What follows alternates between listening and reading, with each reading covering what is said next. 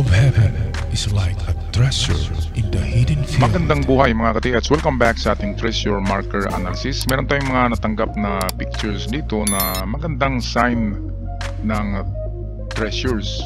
At bago natin ito tatalakayin, shout out muna tayo. At ako'y mag-shout out kina Intensity 7521, Vic Michael Pagute. Shout out din kay Cirilo Jaom, Kawan Heart TV, Glenn Mario, kay LJB Misor, shout out din kay Stephen Wafo Rodriguez, Jeffer Makiran, tating na Limansalay, Rogelio Cortez, Prudencio Dacanay, shout out kay user WP5 Dennis Mordino, Kawan Hart, Jero Mendoza, Alex Abancena, shout out din kay Tito Asas, Danny Flores, Marco Hongcolada, Glory May Largado, at kay Arcadio Angkon.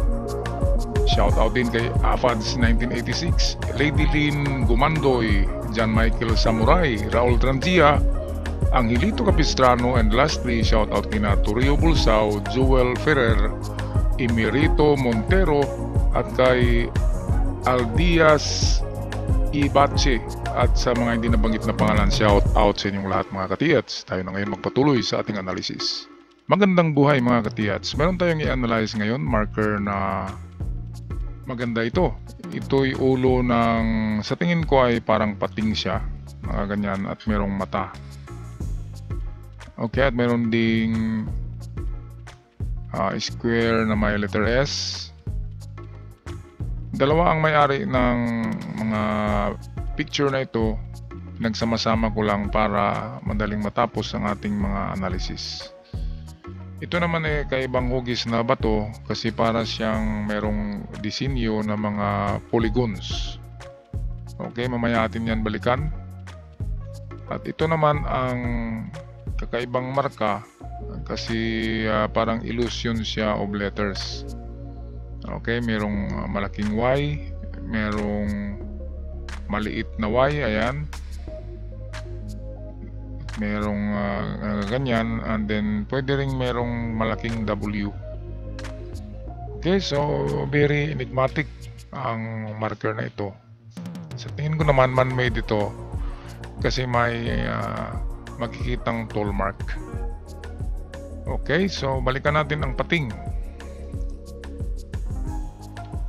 Ito yan, ang pating ay nagsasabi na malaki. Malaking deposito ang meron. Kasi ang mga pating yan ay mga megalodon. Malalaking pating yan. At ang sikreto nito ay nasa bibig at kanyang mata. Okay, nakita natin. Malaki ang mata. Tingnan nyo rin sa kabila nito mga katiyats. Sa kabilang pisngi niya kung may mata. At kung walang mata at dito lang ang mata, ibig sabihin ang sundan natin dito ay nakita nyo ito yung kanyang site, kaya galing diyan targetin natin ang lupa kung saan tatama yan. Kaya dito kayo mag site, ito na portion, dito kayo sa gilid ng bato at tingnan nyo yung alignment ng bibig. Okay, kung saan yan nakaturo. At kapag natagpuan nyo na ang digging spot, ang tinuturo niyan, yan din ang tinitingnan nitong mata. Okay, kaya maganda ito na na marker kasi malalaman natin ang sukat, ang layo, ang distansya dahil lamang sa itong nakaganyan. Okay, yan kasi ang ating guide. Okay, kaya pupunta yan dyan. Ngayon kung hindi makuha sa ganyan at tinatarget, mag-adjust kayo sa 5 meters. Punta sa 5 meters, halimbawa ang 5 meters ay narito sa unahan kunti. Okay, test dig tayo diyan ng 2 meters. Ganon din itong dito, mag-test dig din kayo mga katiyats. Okay, ang pating na ito ay ulo lamang ang nakalitaw. Kaya instead na mukha ng tao ang kanilang ginawa ay pating na naman o isda. para hindi talaga mahalata na treasure marker. Okay, puntahan natin itong isa. Ito ay kasama ng pating na picture, so makikita natin dito ay merong atin muna i-blur tong mukha ni Katiats. Yan. Okay, so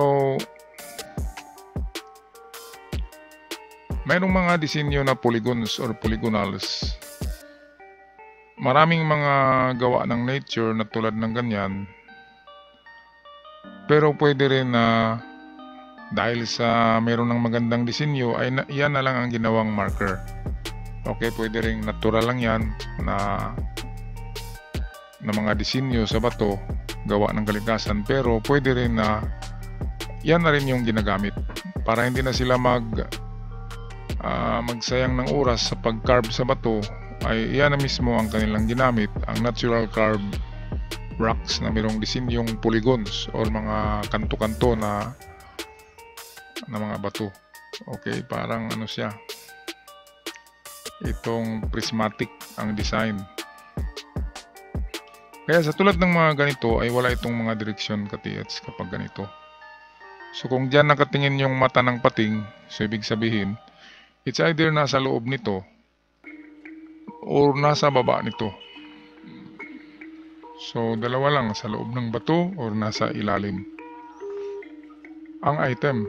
Okay, so ang hukay dyan ay kasama na ang likod saka mga gilid niya. Isama nyo sa hukay ang gilid, likod at harap.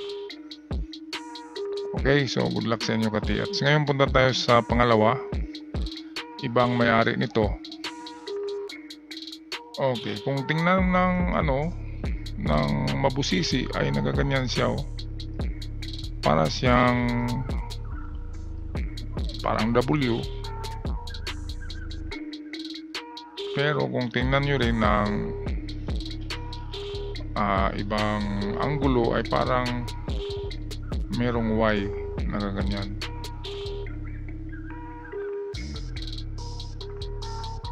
At dito ay nagaganyan.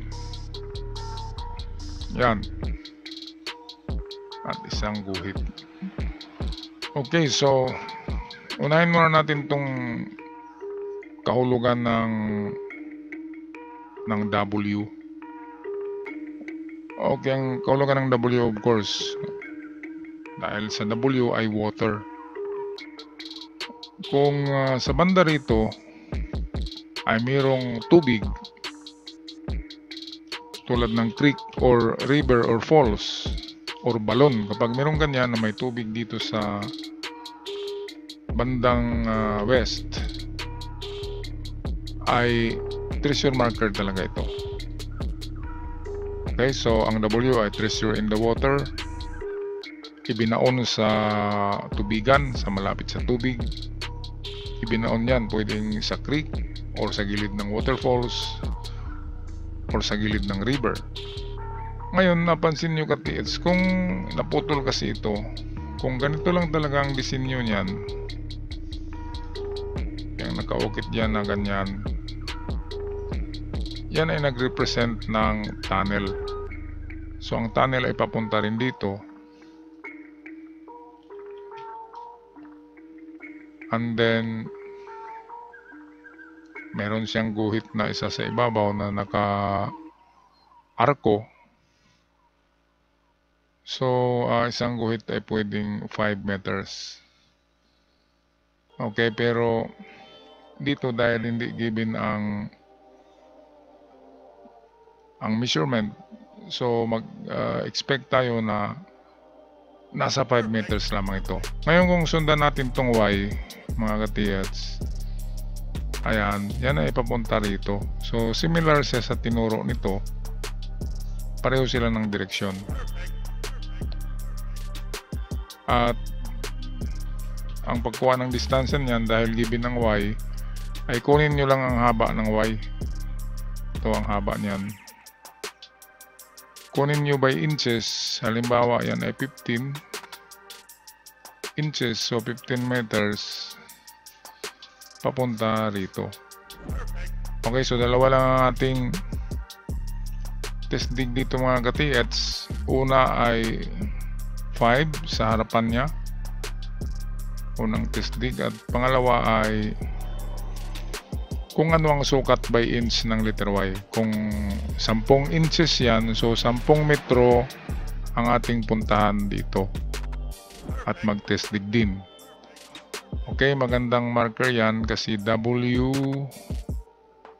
at merong Y at ito. So legit marker for treasure ito. Okay, puntahan natin itong isang ito. Ito ay man-made drawing na talaga ito kasi square. Parang meron din siyang square sa loob. Okay, so yan ay nagsasabi na gold bar inside a treasure box. Ito yung box at yung maliit na square, yun ang gold bar. So gold bar inside the treasure box. At ang kanyang sinasabi na direksyon, ito yan ay going under. So dito lang talaga sa baba niya ang paghanap ng item mga katiyats. So diyan lang sa gilid ng bato. So palagay ko nasa 2 to 3 meters deep lamang ito. Okay, so wala na tayong ibang puntahan kundi harapan, down below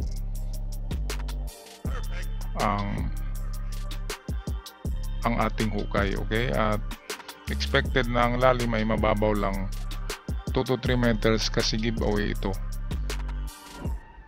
Okay, so yan lang aking pag-analyze sa inyong mga pinadalang pictures for your treasure marker mga katiyats. Ako'y magpaalam na. God bless you all at ingat kayong lahat dyan mga katiyats. Perfect.